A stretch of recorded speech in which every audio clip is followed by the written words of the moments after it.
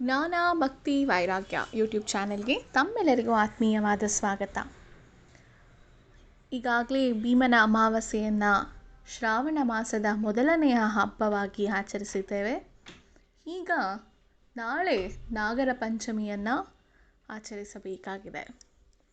ಈ ನಾಗರ ಪಂಚಮಿ ಯಾಕೆ ಪಂಚಮಿ ಎಂದೇ ನಾಗದೇವರನ್ನು ನಾವು ತನಿ ಹೇಳಬೇಕು, ಹಾಗೂ ನಾಗಗಳಿಗೆ ಯಾಕೆ ಈ ಶುಕ್ಲ ಪಕ್ಷದ ಶ್ರಾವಣ ಮಾಸದ ಪಂಚಮಿ ಎಂದೇ ನಾಗಗಳ ಒಂದು ಚತುರ್ಥಿಯನ್ನು ಹಾಗೂ ನಾಗ ಪಂಚಮಿಯನ್ನು ಏಕೆ ಆಚರಿಸ್ತಾರೆ? ಇದಕ್ಕೆ ಒಂದು ಹಿನ್ನೆಲೆ ಇದೆ. ಪೌರಾಣಿಕದಲ್ಲಿ ಇದನ್ನು ತಿಳಿಯುವ ಸಲುವಾಗಿ ಈ ವಿಡಿಯೋವನ್ನು ಮಾಡಿದ್ದೀನಿ.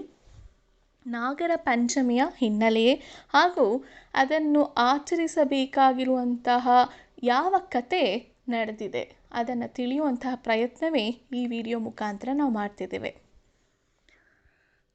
ಭಾಗವತ ಪುರಾಣದಲ್ಲಿ ಭಾಗವತಕ್ಕೆ ಒಂದು ನಾಂದಿಯನ್ನು ಹಾಡಬೇಕಂದ್ರೆ ಪರೀಕ್ಷಿತ್ ಮಹಾರಾಜ ತನ್ನ 7 ದಿನಗಳ ಒಂದು ಸುಭೀಕ್ಷವಾದ ದಿನದಲ್ಲಿ ಸಪ್ತಶಃ ಅಂದರೆ ಭಾಗವತ ಸಪ್ತಾಹವನ್ನು ಶ್ರೀ ಶುಕಾಚಾರ್ಯರಿಂದ ಕೇಳಿರ್ತಾರೆ. ಶುಕ ಮುನಿಗಳು ಈ ಪರೀಕ್ಷಿತ್ ಮಹಾರಾಜನಿಗೆ ಬಂದಿರುವಂತಹ ಗಂಡಾಂತರವನ್ನು ತಪ್ಪಿಸಲಿಕ್ಕೆ, ಬಂದಿರುವಂತಹ ಇನ್ನೇನು 7 ದಿನಗಳ ಕಾಲ ಅವನಿಗೆ ಮರಣವು ಬಂದಿದೆ ಅಂತ ಕಾಣಿಸ್ತಾ ಇರಬೇಕಾದ್ರೆ, ಹಾಗೂ ಬ್ರಾಹ್ಮಣನ ಒಂದು ಶಾಪದಿಂದ ಆ ಪರೀಕ್ಷಿತ್ ಮಹಾರಾಜನಿಗೆ ಈ ಒಂದು ತಕ್ಷಕ ಬಂದು ಸಾಯಿಸಲಿ ಎಂಬ ಒಂದು ಶಾಪವಿರುತ್ತೆ. ಯಾರು ಈ ಪರೀಕ್ಷಿತ ಮಹಾರಾಜ ಅಂತ ಹೇಳಿದ್ರೆ ಅಭಿಮನ್ಯುವಿನ ಮಗನೇ ಪರೀಕ್ಷಿತ ಮಹಾರಾಜ ಹಸ್ತಿನಾಪುರವನ್ನು ಆಳ್ತಿರ್ಬೇಕಾದ್ರೆ ಅವನಿಗೆ ಒಂದು ಬಾಯಾರಿಕೆ ಆಗಿ ಹಾಗೂ ಬೇಟೆಗೆ ಹೋದಾಗ ಅರಣ್ಯ ಪ್ರದೇಶದಲ್ಲಿ ಸುತ್ತಾಡ್ತಾ ಇರ್ತಾನೆ. ಆಗ ತುಂಬ ಬಾಯಾರಿಕೆ ಆಗಿ ಎಲ್ಲೂ ನೀರು ಸಿಗದ ಕಾರಣ ಒಂದು ಋಷಿಗಳ ಒಂದು ಆಶ್ರಮಕ್ಕೆ ಧಾವಿಸ್ತಾನೆ. ಅಲ್ಲಿ ಮುನಿಗಳು ತಪಸ್ವಿಯಲ್ಲಿ ನಿರತರಾಗ್ಬಿಟ್ಟಿರ್ತಾರೆ. ಅವರೇ ಶಮೀಕ ಋಷಿಗಳು. ಅವರು ಮಹಾ ತಪಸ್ವಿಗಳು. ಅವರು ಯೋಗದಲ್ಲಿ ಹಾಗೂ ಜ್ಞಾನದಲ್ಲಿ ಧ್ಯಾನದಲ್ಲಿ ಮಗ್ನರಾಗಿದ್ದಾಗ ಈ ಮಹಾರಾಜನು ಬಂದಿದ್ದನ್ನು ಅವರು ತಿಳಿಸ್ಕೊಂಡಿರಲ್ಲ. ಇದನ್ನು ಕೋಪಗೊಂಡ ಪರೀಕ್ಷಿತ ಏನು ಮಾಡ್ತಾನೆ ಅಂದರೆ ಅಲ್ಲೇ ಸತ್ತು ಬಿದ್ದಂತಹ ಹಾವನ್ನು ಅವರ ಕುತ್ತಿಗೆಗೆ ಹಾಕ್ಬಿಡ್ತಾನೆ. ನಂತರ ಅವನು ಮರಳಿ ಅವನ ಅರಮನೆಗೆ ಹೊರಟೋಗ್ತಾನೆ. ಈ ಕಡೆ ಬಂದು ಆ ಮುನಿಗಳ ಮಗನಾದ ಶೃಂಗಿ ಒಬ್ಬ ಬರ್ತಾನೆ. ಶೃಂಗಿ ಬಂದು ನನ್ನ ತಂದೆಗೆ ಇಂಥ ಮಹಾನ್ ತಪಸ್ವಿಗೆ ಇವನು ಇಂತಹ ಅವಮಾನವನ್ನು ಮಾಡಿದ್ದಾನೆ ಅಂದ್ಬಿಟ್ಟು ಇವನಿಗೆ 7 ದಿನಗಳ ಕಾಲ ಕಳೆದ ನಂತರ ತಕ್ಷಕ ಬಂದು ಸಾಯಿಸಲಿ ಅಂತ ಒಂದು ಶಾಪವನ್ನು ಕೊಟ್ಬಿಡ್ತಾನೆ. ಈ ಶಾಪವನ್ನು ಕೇಳಿ ಶಮೀಕರು ಧ್ಯಾನದಿಂದ ಎದ್ದೇಳ್ತಾರೆ. ಧ್ಯಾನದಿಂದ ಎದ್ದಾದ್ಮೇಲೆ ಅವರು ಮಹಾರಾಜರಂತಹ ಅವರನ್ನು ಸತ್ಕಾರ ಮಾಡಲಿಲ್ಲ ಎಂಬ ಒಂದು ತುಂಬಾ ಅವರಿಗೆ ಬೇಜಾರಾಗತ್ತೆ. ಅವರಿಗೆ ಗೋಚರಿಸಿದ ಕಾರಣ ಆ ಒಂದು ಕೊರತೆ ಕಾಣುತ್ತೆ.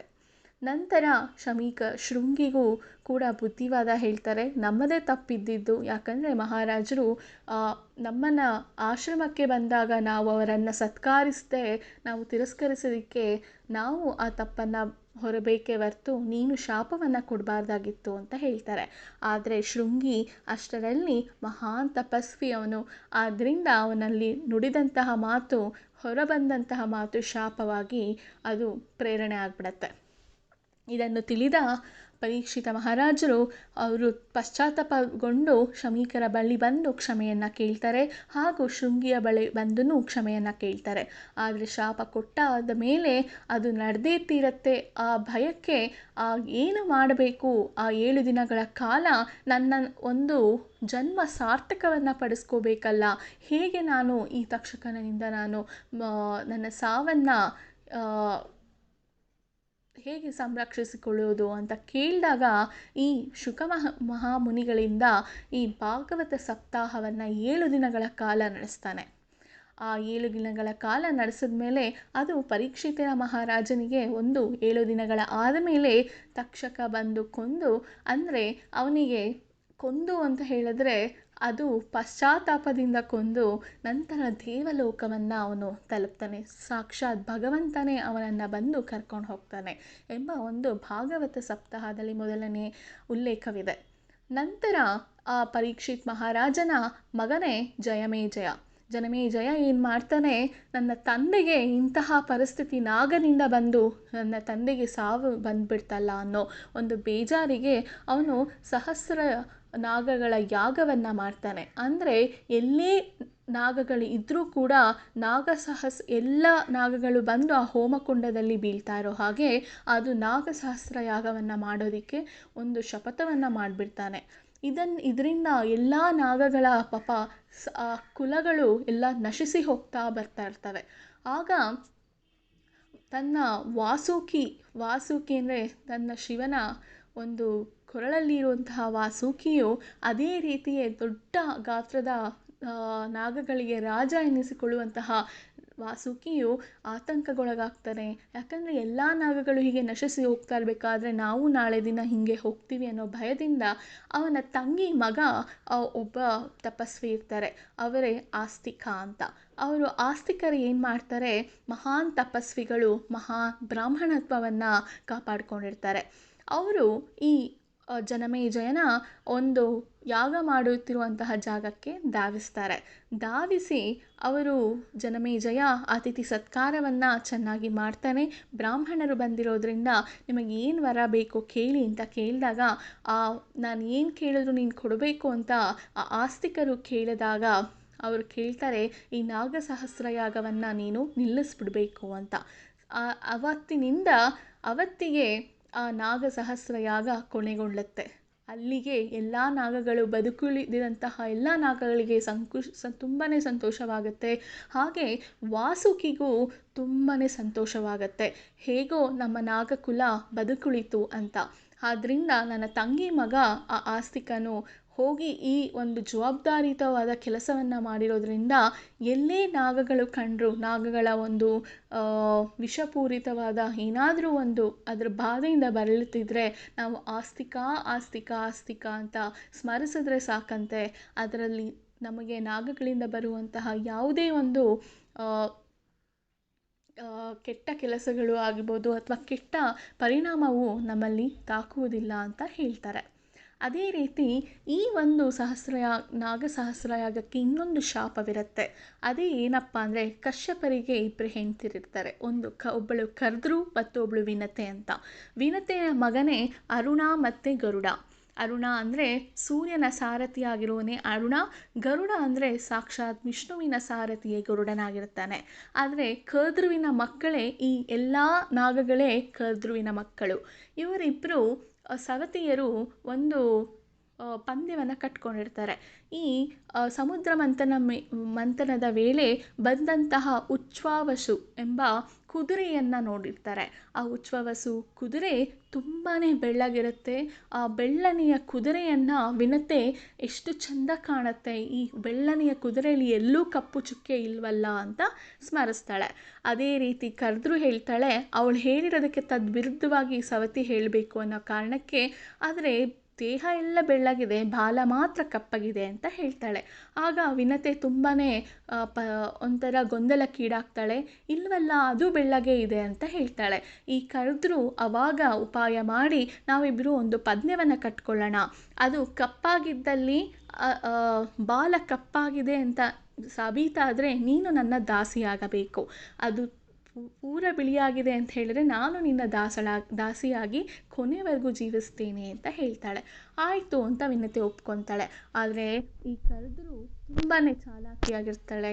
ಅವರ ಮಕ್ಕಳು ಎಲ್ಲ ನಾಗಗಳನ್ನು ಕರೆದುಬಿಟ್ಟು, ನೀವು ಹೋಗಿ ಆ ಉಚ್ಛ್ವಾವಸು ಕುದುರೆಯ ಬಾಲಕ್ಕೆ ಸುತ್ತಿಕೊಂಡು ಕಪ್ಪಾಗಿ ಕಾಣಬೇಕು ಅಂತ ಕೇಳ್ತಾರೆ. ಆದರೆ ನಾಗಗಳು ಹಾಗೆ ಇಷ್ಟೇ ಆದರೂ ದೈವ ಸ್ವರೂಪಿಗಳ ನಾಗಗಳಾಗಿರೋದ್ರಿಂದ, ಅವರದೇ ಆದ ಒಂದು ದೈವತ್ವ ಒಳಗಡೆ ಅಡಗಿರೋದ್ರಿಂದ ನಾವು ಇಂತಹ ತಪ್ಪನ್ನು ಮಾಡಲ್ಲ, ನಾವು ಈ ಥರ ಮೋಸವನ್ನು ಮಾಡೋಕ್ಕೆ ಆಗಲ್ಲಮ್ಮ, ನಮ್ಮನ್ನು ಕ್ಷಮಿಸು ಅಂತ ಕೇಳಿದಾಗ ಕರ್ದ್ರುವಿಗೆ ಕೋಪಗೊಂಡು ನೀವೆಲ್ಲರೂ ಹೋಗಿ ಸುಟ್ಟು ಬೂದಿಯಾಗಿ ಅಂತ ಹೇಳಿಬಿಡ್ತಾರೆ. ಆಗ ಆ ಶಾಪದಿಂದನೇ ಜನಮೇಜಯನ ಒಂದು ಯಾಗಕ್ಕೆ ಕಾರಣವಾಯಿತು ಎಂಬ ಒಂದು ಉಲ್ಲೇಖವೂ ಇದೆ. ಇದರಿಂದ ಏನಾಗುತ್ತೆ, ಇದೇ ನಾಗರ ಪಂಚಮಿ ಎಂದು ಆ ನಾಗಸಹಸ್ರಯಾಗ ಎಂಬುದು ಮುಕ್ತಾಯಗೊಂಡು ಎಲ್ಲ ನಾಗಗಳಿಗೂ ಸಂತುಷ್ಟರಾಗಿ ಆವತ್ತಿನ ದಿನ ಎಲ್ಲರೂ ಪೂಜೆಯನ್ನು ಮಾಡಿದ್ರು. ಸಾಕ್ಷಾತ್ ದೇವಾನುದೇವತೆಗಳು ಕೂಡ ನಾಗದೇವತೆಗಳಿಗೆ ಪೂಜೆಯನ್ನು ಮಾಡಿದ್ರು. ಅದೇ ರೀತಿ ಕಾಳಿಂಗ ಮರ್ದನವನ್ನು ಮಾಡೋಕ್ಕೆ ಶ್ರೀ ಕೃಷ್ಣ ಪರಮಾತ್ಮರು ಕೂಡ ಇದೇ ಪಂಚಮಿಯಂದು ಅಂದರೆ ಶ್ರಾವಣ ಮಾಸದ ಶುಕ್ಲ ಪಕ್ಷದ ಪಂಚಮಿಯಂದು ಕೂಡ ಇದೇ ದಿನ ಅವರು ಕಾಳಿಂಗ ಮರ್ದನವನ್ನು ಮಾಡಿ ಇಡೀ ಲೋಕಕ್ಕೆ ವಿಷವನ್ನು ದಾಟಿಸುವುದನ್ನು ತಪ್ಪಿಸಿದ್ರು. ಅದರ ಮೇಲೆ ನೃತ್ಯವನ್ನು ಮಾಡಿ ಕಾಳಿಂಗ ಮರ್ದನವನ್ನು ಮಾಡಿದಂತಹ ದಿನವೂ ಹೌದು ಅಂತ ಹೇಳ್ತಾರೆ.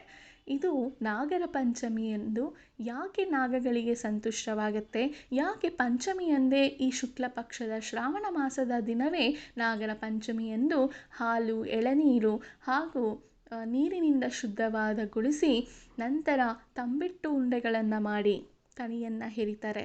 ನಂತರ ಎಲ್ಲ ಈ ಒಗ್ಗರಣೆ ಪದಾರ್ಥಗಳನ್ನು ನಿಷೇಧಿಸಿ ಅವತ್ತು ಘಾಟನ್ನು ಹಾಕಿದ್ರೆ ನಾಗಗಳಿಗೆ ಘಾಟನ್ನು ತಾಕತ್ತೆ ಅಂತ ಹೇಳಿ ಯಾವುದೇ ರೀತಿ ಉಪ್ಪು, ಈ ಮೆಣಸಿನಕಾಯಿ, ಯಾವುದೇ ರೀತಿ ಪಥ್ಯ ಆಹಾರವನ್ನು ಸೇವಿಸಿದ್ದು ಮಾತ್ರ ಅದೇ ಮೊಸರನ್ನವನ್ನು ಇಟ್ಟರೂ ಕೂಡ ನಾಗನಿಗೆ ಬಹಳ ಶ್ರೇಷ್ಠ ಅಂತ ಕೇಳ್ತಾರೆ. ಇದರಿಂದ ನಾಗಗಳನ್ನು ಪೂಜೆ ಮಾಡಿದರೆ, ಯಾಕಂದರೆ ಆದಿಶೇಷನ ಸ್ವರೂಪನಾಗಿರುವವನೇ ರಾಮನ ಸಹೋದರನಾಗಿರುವಂತಹ ಲಕ್ಷ್ಮಣನು. ಅದೇ ರೀತಿ ದ್ವಾಪರ ಯುಗದಲ್ಲಿ ಬಲರಾಮನಾಗಿ ಅವತಾರ ಮಾಡ್ತಾನೆ. ಹೀಗೆ ಭಗವಂತನ ಎಲ್ಲ ಸ್ವರೂಪಗಳು ಕೂಡ ನಾಗನ ಸ್ವರೂಪಗಳ ಒಂದು ಮೂಲವಾಗಿರುವುದರಿಂದ ನಾವು ನಾಗದೇವರನ್ನು ಆರಾಧನೆಯನ್ನು ಮಾಡ್ತೀವಿ. ಆದರೆ ಎಲ್ಲರ ಮನೆಯಲ್ಲಿ ಪದ್ಧತಿ ಇಲ್ಲದಿದ್ದರೆ ಅವರು ನಾಗರ ಕಟ್ಟೆಗೆ ಹೋಗಿ ಪ್ರದಕ್ಷಿಣೆ ಹಾಕಿ ಒಂದು ಅರ್ಚನೆಯನ್ನು ಮಾಡಿಸಿ ತೀರ್ಥ ಪ್ರಸಾದವನ್ನು ತಗೊಂಡ್ರೂ ಕೂಡ ಎಲ್ಲರಿಗೂ ಕೂಡ ಈ ಚರ್ಮದ ಬಾಧೆ ಅಥವಾ ಸಂತಾನದಲ್ಲಿ ಅಡಚಣೆ, ಮದುವೆ ವಿಳಂಬ ಇಂಥದ್ರಿಂದ ಮುಕ್ತಿಯನ್ನು ಪಡಿಬೋದು. ಅದಕ್ಕೆ ಸಾಕ್ಷಾತ್ ಸುಬ್ರಹ್ಮಣ್ಯನೇ ಅದಕ್ಕೆ ಅಧಿದೇವತೆಯಾಗಿರ್ತಾರೆ. ಮುಂದಿನ ಸಂಚಿಕೆಯಲ್ಲಿ ಈ ನಾಗಗಳಿಗೂ ಸುಬ್ರಹ್ಮಣ್ಯನಿಗೂ ಏನಿದೆ ನಂಟು ಎಂಬುದನ್ನು ನಾವು ತಿಳ್ಕೊಳ್ಳೋಣ. ಈಗ ನಾಗರ ಪಂಚಮಿಯಂದು ಎಲ್ಲರಿಗೂ ನಾಗ ದೇವರ ಆಶೀರ್ವಾದವಾಗಲಿ. ಯಾಕಂದರೆ ನಾಗರ ಆರಾಧನೆ ಯಾರು ಮಾಡ್ತಾರೋ ಅಥವಾ ಯಾರು ಕಟ್ಟುನಿಟ್ಟಿನಿಂದ ಆ ಬ್ರಾಹ್ಮಣತ್ವವನ್ನು ಕಾಪಾಡಿಕೊಂಡು ಮಾಡ್ತಾರೋ ಅಂಥವರಿಗೆ ತಿಂದು ತೇಗುವಂತಹಷ್ಟು ಆಸ್ತಿ ಐಶ್ವರ್ಯವನ್ನು ಕೊಟ್ಟು ಆರೋಗ್ಯವನ್ನು ಕೊಟ್ಟು ಆ ಮನೆತನವನ್ನು ವಂಶವನ್ನು ಕಾಪಾಡುತ್ತೆ ಅಂತ ನಾನು ಓದಿದ್ದೀನಿ ಕೂಡ. ಆದ್ದರಿಂದ ಎಲ್ಲರಿಗೂ ನಾಗರ ಪಂಚಮಿಯ ಶುಭಾಶಯಗಳು ಹೇಳುತ್ತಾ ಅದರ ಪೌರಾಣಿಕ ಹಿನ್ನೆಲೆಯೊಂದಿಗೆ ಈ ವಿಡಿಯೋವನ್ನು ಮುಗಿಸ್ತಾ ಇದ್ದೀನಿ. ಮುಂದಿನ ವಿಡಿಯೋದಲ್ಲಿ ಸಿಗ್ತೀನಿ. ಅಲ್ಲಿವರೆಗೂ ನಮಸ್ಕಾರ.